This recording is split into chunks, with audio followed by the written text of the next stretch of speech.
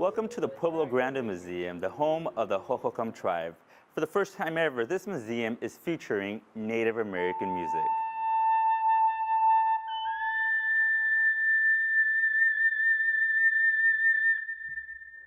Canyon Records is one of the oldest independent record labels in the music industry, going back 65 years of continuous operation, which makes it special that it survived through the decades. And I've been very fortunate to work with Stephen Reichardt, who I call my curator, in forming this project, this production, that goes beyond putting pictures up on the wall. It brings in all the inherent complexities that are often overlooked. Well, this exhibition was initially the idea of Roger Lidman, the former director here at Pueblo Grande, and we were really interested in bringing in something current, something that was living and vibrant, a little departure from our usual archaeological interpretation of the site here. It was basically trying to do something a little new, a little different, take the exhibitions in a different direction, bringing in live performances and portrait photography. With Tony Duncan doing Hoop Dance 101, we decided to create a special audio track just for the museum based upon some of my artists viewing a piece of Hohokam pottery and creating 3 songs inspired by that.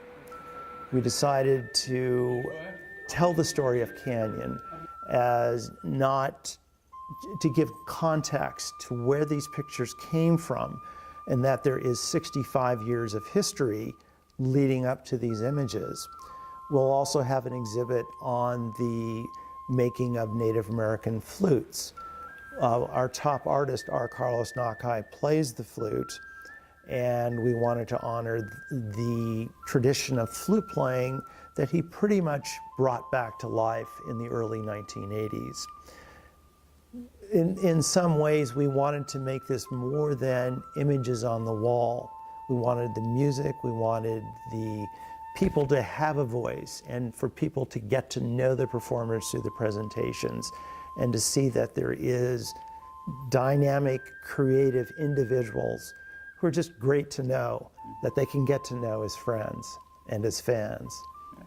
One of the things I wanted to do, and it was quite a challenge for the museum, is I wanted to make the Grammy available to be touched by people, for people to have that feel, to not, for once in their life, to not walk into a museum and be told don't touch, but be invited to touch. I want to see people's fingerprints on the bell of the Grammy, because it tells me there was an interaction with people. They were excited by this. And I'm glad to share it with them. And I'm glad to take the Grammy off its pedestal and make it available to them to really experience. We were just viewing the new exhibit here, and of course the portrait photography that Robert Doyle has done here is absolutely breathtaking. I do a lot of photography, but some of these images are beautifully spectacular with the use of the color and the shadows, and these are, as I understand it, these are all Native American artists that have participated in the development of the culture and the music.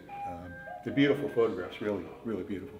What would you tell the public? What would you recommend them about this museum? Come on down.